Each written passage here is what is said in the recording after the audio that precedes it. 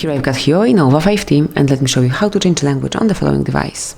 So at first let's open the settings, then find and select System and go to Languages and Input.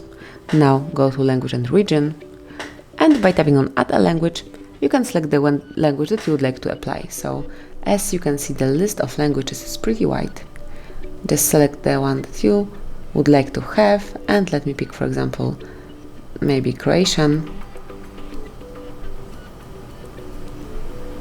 It's here, click on change, and now Croatian is your default language. So as you can see, everything has been changed to Croatian, and you can use your device in this language. So as you can see, everything, the icons and the settings, all the device is set up in Croatian. Then if you would like to switch it back to English or choose some other language, smoothly slide down to the very bottom of the list, pick System, go to Language and Input, go to Languages and Region, and now you can either swipe up English to still have Croatian in your device, or you can permanently delete this language by tapping on More icon, select Remove Languages, mark those that you would like to delete, and tap on Remove.